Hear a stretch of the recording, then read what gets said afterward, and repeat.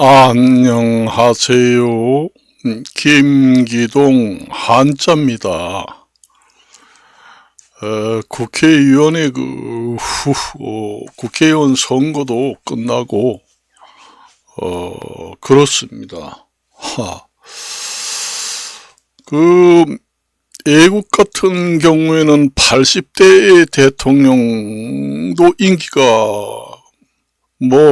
애국에 젊은 사람들이 없어서 70대 80대 대통령 경쟁이 치열하겠는가, 그게 이제 퀘스천 마크가 생기잖아요. 우리나라 같은 경우에는 김종인 80대 앞으로 대통령 후보로 우리나라의 이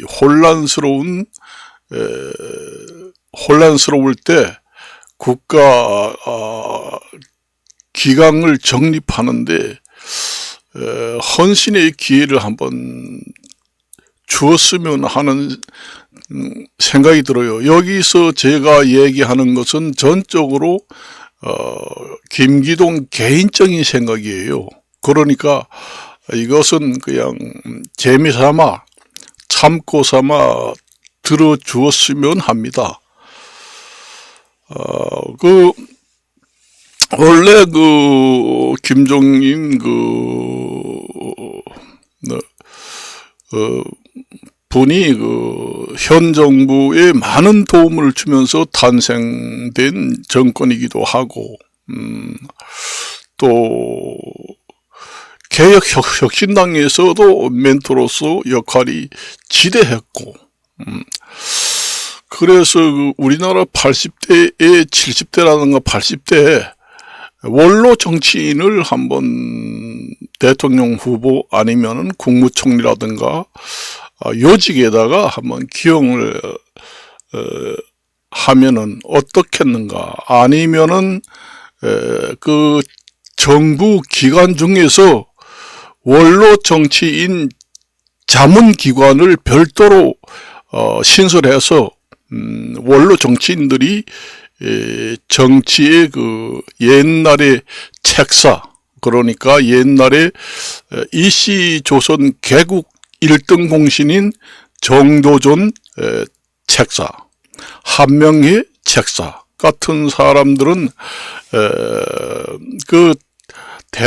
왕보다도 해결 능력이 뛰어납니다. 그래요. 그래서 정책을 펼 때 여러 가지 생각이 안 나고 봉착했을 때 정면 돌파의 자문을 받아서 정책을 해결하는 경우도 허다하게 많습니다. 그래서 우리나라 정부 기관 중에서 원로 자문 정치기구라는 거 별도로 하나 신설을 해서 우리나라 원로 정치인은 기구를 만들어서 김종인 분이라든가 이런 분들을 채용을 해서 그분이 정치에 도움을 많이 받고 의견을 수렴하고, 그래서 정치에 이제 반영해서 과연 그 정치가 제대로 수렴이 되는가 안 되는가 확인도 해보고, 그렇게 하는 것이 옳지 않겠는가. 그래서 정치라는 것은 세대를 초월해서 정치를 해서는 안 됩니다. 그러니까 요즘에 젊은 시대 사람들만 전부 다 정치에 올인해서 모두 정치를 하겠다, 아니면 나이 많은 사람들만 똘똘 뭉쳐서 우리나라를 끌고 가겠다, 그런 것도 안 되거든요. 그런 것도 안 되기 때문에 포트폴리오, 그러니까 분산 세대, 나이별로 분산 정치를 안배를 해서 정치 위정자를 선출해 가지고 협치를 하겠다, 그렇게 생각하면 됩니다. 우리가 보통 이제 지식이 많다고 해서 말을 잘하는 것이 아닙니다. 지식하고 달변하고는 별개입니다. 지식이 없어도 말을 잘하고 말을 잘 요리조리 잘 피해가면서 말을 잘하는 사람이 있어요. 옛날에 알기로는 제가 강원도 강릉 출신입니다. 강원도 제가 강릉 김씨 옥갑합니다. 우리 김삼 국회의원 선생님이 고등학교 출신밖에 학교 나오지 않았습니다. 그렇지만은 그 말 솜씨는 하버드 대학 안에 세계 옥스퍼드 하버드 대학교 최고 학부를 나온 것보다 더 말을 잘해요. 김삼이라고. 그래서 사망을 했습니다. 92세인가. 그게 우리 집안의 같은 강김씨 옥갑합니다. 저하고 고향이 똑같아요. 저기 강원도 강릉시 구정면 금강리에서 태어났거든요. 김삼이라는 국회의원이 6대 국회의원을 했던가? 강릉에서. 구정면 금강리 저 고향하고 똑같은 곳에서 태어났습니다. 그래서, 아무리 지식이 많더라도 지식하고, 말 잘하는 거하고 청산유사하고는 별개다. 그래서 보통 말 잘하는 사람은 기자회견, TV 이런 데 나와서 회견을 잘하려고 합니다. 우선 말을 잘하니까 어떠한 질문이 나와도 잘 돌려막기를 해서 잘 빠져나가는 얘기죠. 그러니까 우리가 법꾸라지라고 하잖아요. 법망을 잘 빠져나가는 거. 그러니까 그러니까 언꾸라지가 됩니다. 법꾸라지가 아니라 말씀 문자 써가지고 언꾸라지가 돼요. 말 잘하는 사람은 지식하고 1대1로 바로 연결이 되지 않습니다. 지식이 없어도 말 잘하는 사람이 있거든요. 그런 사람들은 우리가 법을 잘 빠져나가는 사람을 가지고 법꾸라지라고 하는데, 말 잘하는 사람을 갖다가 달변 또는 거기에 비유해서 언꾸라지가 됩니다. 그런 사람들은 기자회견이라든가 국민과의 소통 이런 걸 하기를 원해요. 그리고 언론을 너무 담합한다 하는 것도 위정자들이 언론을 피하게 만드는 원인이 돼요. 꼬투리를 잡아가지고 정말로 중요하고 정말 국민들의 알 권리가 있는 것을 확대를 해서 보도를 해가지고 국익에 도움이 되는 그런 보도를 해야 되는데, 미스, 말 실수, 이런 꼬투리만 잡아가지고 확대 포커스를 만들어서 침소봉대를 해가지고 대적으로 보고한다든가, 그러면은 그게 과연 국익에 큰 이익이 되겠는가? 외국의 예를 봐도 그렇잖아요. 외국의 지도자들이 그러한 실수를 해도 그렇게 우리나라하고 좀 비교가 됩니다. 사실상. 그래서 위정자들 중에서는 기자회견을 피하게 됩니다. 처음에 초심은 기자회견을 매주마다 해야 되겠다. 그렇게 대통령이라든가 지도자가 처음에는 초심을 그렇게 가졌다고 하면은 실제로 해보니 상당히 말실수, 사람이 하다 보면 말실수가 있습니다.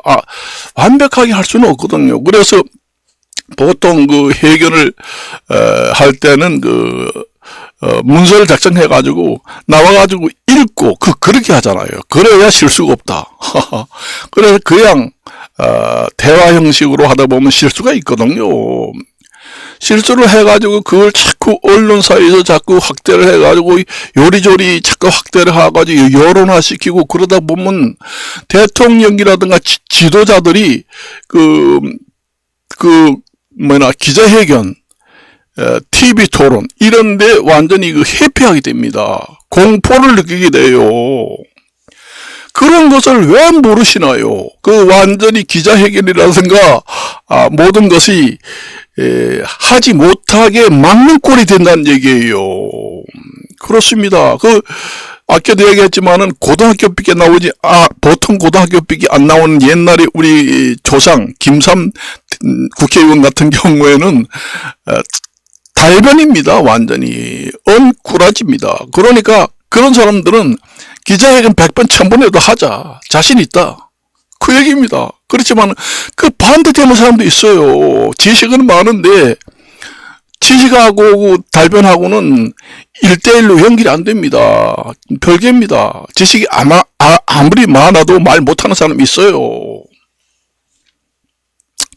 그런 사람들이 기자회견을 한다든가 외국에 이제 나가서 얘기한다든가 하다가 실수를 하게 돼서 자꾸 언론화 돼가지고 별로 여론도 좋지 않고 그렇게 되니까 이거는 해서는 안 되겠다. 이렇게 이제 마음을 먹으면서 텔레비 앞에 나오는 것이 공포가 생기게 됩니다.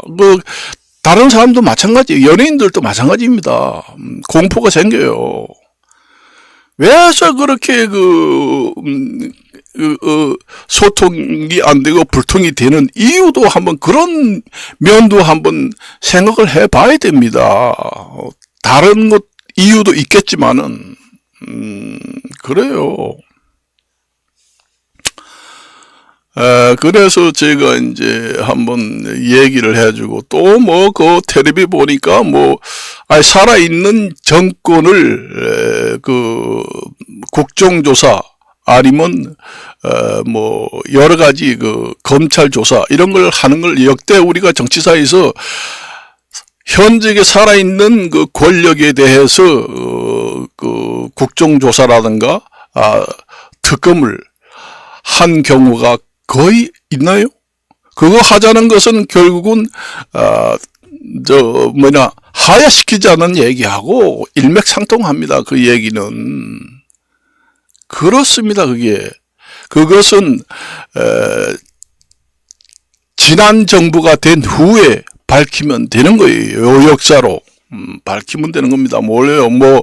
그동안의 증거 인멸을 할 우려가 있어서 지금의 특검을 하고 국정조사를 해야 된다. 하지만은 우리 정치사회에서 현직 살아있는 정권에 대해서 해서 특검을 하고 국정조사를 전부 다 한다. 그러니까 뭔 특검이라고 하잖아요. 뭔 특검 지금 3개, 4개를 갖다가 지금 얘기를 하고 있잖아요. 그것은 결국은 하야시키자는 얘기나 마찬가지입니다. 그것은 우리 정치사회에서 살아있는 권력의 특검, 국정조사를 다 한 경우는 제가 생각하기에는 없다고 봅니다. 그렇게 하게 해서 사유가 좋지 않은 것이 나왔다. 그러면은 탄핵 사유가 된다, 뭔 사유가 된다 이런 얘기 하잖아요. 그러면은 결국은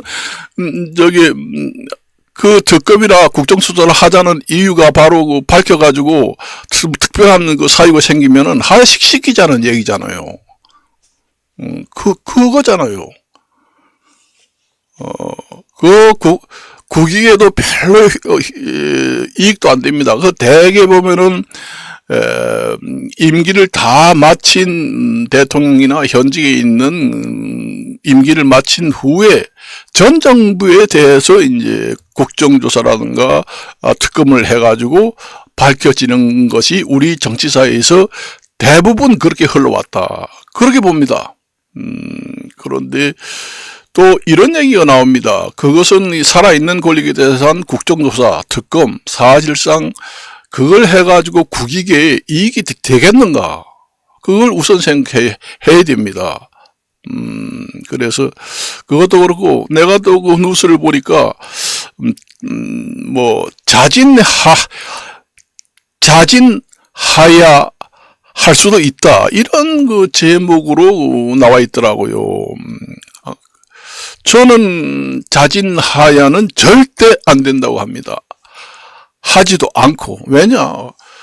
우리가 지금 업무 추진 능력, 뚝심, 이런 것을 우리가 국민들이 호감을 갖고, 대대적으로 지지를 했는데, 그게 자진하야가 과연 되겠는가? 그건 말도 안 되는 소리입니다. 그거는 되지도 않아요. 되지도 않습니다. 그리고 지금의 국회의원 선거를 해가지고 지금 야당 1야당이 돼 있고 지금 2여당이 돼 있고 그렇습니다만은 국민은 호랑입니다. 국민의 그 민심, 지지는, 여론은 수시로 변해요. 지금 현재 중동에서 전쟁 일어나지, 지금 현재 동남아시아 전부 다 그 군비 경쟁으로 다 지금 핵 보유를 하게 됩니다. 도미노 현상으로 군비 경쟁이 치열하게 일어나서 결국은 도미노 현상으로 핵무기를 갖지 않은 나라가 전 없습니다.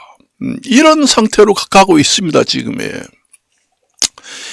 전 세계적으로 상당히 그 경랑 속에 있는데 우리나라가 과연 그 국익에 중간에 그 하야 국익에 도움이 되겠는가? 국정조사 특검 한다고 해서 그게 과연 국익에 도움이 되겠는가? 이런 생각도 한번 해봐야 돼요. 그래서 제가 생각하기에는 지금의 그 현 정부에서는 기존의 그 정책을 하고 있는 그 정책은 그대로 정책 기본 기조는 그대로 밀고 나가야 한다. 그래야 그 국민의당이 믿을 만한 정당이다. 끝까지 옳다고 한 경우에는 정책을 끝까지 밀고 가서 완수하게 되면은 나중에 그게 국민들한테 좋은 것이 피부에 직접 느끼게 되면은 갑자기 국민의당에 마춘노를 하늘을 뚫고 올라가는 여론이 등장하게 됩니다. 그래요. 지금의 뭐 희비가 엇갈렸다고 해서 의기소침해서 기존 정책 기조를 바꾼다든가 변경한다든가 취소한다든가 그렇게 되면은 더욱더 다음 선거 때도 영향이 옵니다. 그래 우리가 저번 시간에도 얘기했지만은 인간이라는 것은 퍼펙트하지 않아요. 완전한 인간이 될 수가 없습니다. 그래서 국민의 그 중지라든가 국민의 여론이 반드시 100% 맞는 것은 아니에요. 우리 정치사에서 여러 가지 그 입증된 일들입니다. 그러니까 그 국민이 반대하고 옳다고 해도 정부에서 판단하는 것하고는 다를 수가 있어요. 위정자 정부에서 판단했을 때는 국민 여론은 지금 이렇다. 그런데 정치하는 사람이 봤을 때는 이거는 아니다, 이것이 옳다 하면은 강력히 추진해가지고 나중에 이제 그 역사적으로 평가가 돼가지고 좋은 지지율과 여론이 확산돼가지고 국민들을 후회하고 위정자들도 후회하고 엄청난 나중에 지지를 받는 우리 정치사에서 그런 일들이 있었잖아요. 제가 구체적으로 나열하지는 않겠습니다. 그래서 제가 한마디 하는 겁니다. 솔직히 말이지. 그래서 이렇게 제가 이제 보다 보니까 그렇게 여러 가지가 있어요. 뭐 내가 알기로는 뭐 정말로 외국에 나갔을 때 뭐 실수한 걸 갖다가 계속 텔레비 나오고 또 뭔 실수를 했는데도 계속 나오고 뭔 실수를 했는데도 계속 나오고 텔레비만 켜면 그걸 나옵니다. 그러니 언론 해견이라든가 언론 플레이에서 과연 공포를 느끼게 됩니다. 연예인들도 마찬가지고 완전히 텔레비 카메라만 보면 바짝 긴장이 돼가지고 완전히 쫄아들고 공포를 느끼게 돼요. 공포를 느끼게 됩니다. 초창기에는 그렇게 했나요? 매일 아침에 인터뷰를 하고 기자들하고 그렇게 했잖아요. 스스로 그게 불통을 만드는 거예요. 그게 스스로 언론도 그렇고 위정자, 지도자들만 나무랄 것이 아니라 그 언론이라는 것은 국익에 도움이 되는 것을 확대해서 그 포커스를 초점을 맞춰서 국익에 좋은 일이 있을 때 그것을 확대해 가지고 중점적으로 보도를 해야 됩니다. 그 반대의 이 언론 보도법의 흐름이 흐르잖아요. 결점만 확대를 한다. 그렇잖아요. 그리고 이제 뭐 부정부패라는 게 있을 때, 확실한 증거가 있을 때는 그것을, 언론이 확실하게 파헤쳐 가지고, 국가기강을 바로잡는 것이 언론의 책임이고 사명이다. 언론사들의. 그렇게 보시면 됩니다. 과연 그런 결점을 자꾸 파헤쳐가지고 확대해가지고 국익에 과연 도움이 되겠는가? 결국은 스스로 우리나라의 그 국민이 알 권리를 막아버리는 셈이 되는 겁니다. 왜냐? 해견장에 나와가지고, 말실수하면 어때요? 좀 얘기하세요. 이러면 웃고 얘기도 하고, 보도도 그런 걸 너무 중점적으로 포커스를 맞춰서, 보도도 안 하고, 정말로 중요한 국익에 이익이 되는 것을, 클로즈업 해가지고 보도를 좀 하고, 그렇게 해가지고, 사람인데 실수도 할 수 있으니까 허심탄회하게 얘기 좀 합시다. 이러면, 얼마나 많이 했겠어요. 지금의 저렇게 된 이유도 원인이 어디에 있겠는가 생각을 해본 국민들이 과연 있습니까? 참 너무 깊은 생각들을 하지 않아요. 오직 그냥 인기의 영합, 전시행정에서 국민들의 그 수준에 맞춰서 같이 굴러가는 그런 정치를 하기 위해서 완전히 그러니까 국민의 여론에 올라타서, 그러니까 가수들이 노래를 할 때 리듬에 올라타서 잘 하모니를 맞춰야 노래가 잘 된다. 그러니까 그 곡조에 잘 타면서 같이 하모니가 잘 이루어졌을 때 노래의 맛이 떨어진다. 그러니까 국민의 여론이 이렇다고 그러면은 그 국민의 여론에 잘 하모니를 맞춰서 정치를 하는 것을 전시행정이다. 그렇게 보면 됩니다. 그게 과연 국익에 부합하는 정치 행태가 되겠는가? 그런 깊은 생각을 한번 해봤습니까? 안 그렇습니다. 제가 저번에도 얘기했지만은 늙으면은 이 뇌세포가 하루에 몇만 개가 몇십만 개가 파괴되긴 되지만은 그 판단력은 나이 먹으면은 점점 좋아집니다. 그게 생략적으로 완전히 증명이 된 상황이에요. 나이가 많이 먹었다 해서 지금의 젊은 사람처럼 기억력이 좋아서 암기를 착착착착 하고 빨리빨리 하고 그런 것은 좀 둔화가 되겠지만은 판단력은 그 경험에서 우러나기 때문에 나이를 먹으면 먹을수록 젊은 사람들보다 더욱 좋다는 겁니다. 그래서 옛날에 어른들이 늙으면 죽어야 된다. 그 어른들이 일찍 죽은 집안의 자식들은 전부 다 실패를 하고 돈 벌지를 못합니다. 그래서 부모님이 오래 살고 판단력으로 끝까지 자식들을 지도한 사람들은 자수성가도 하고 성공하는 거예요. 그래서 부모가 왜 필요 없다 하는 얘기 틀렸다. 그런 얘기입니다. 부모가 곧 그 가정의 1등 재산이에요. 그렇다면 국가에서 원로 정치인들이 국가의 기둥입니다. 그래요. 그래서 원로 정치인, 중견 정치인, 그 다음에 중장년, 청년 정치인 이렇게 적당히 포트폴리오가 잘 융합이 돼서 정치를 할 때 가장 국익에 좋은 의견도 도출이 되고 합리적인 정치인 민주 국가가 된다. 그렇게 보고 있습니다. 그래서 오늘은 여기까지만 하고 마칠까 합니다. 안녕히 계십시오.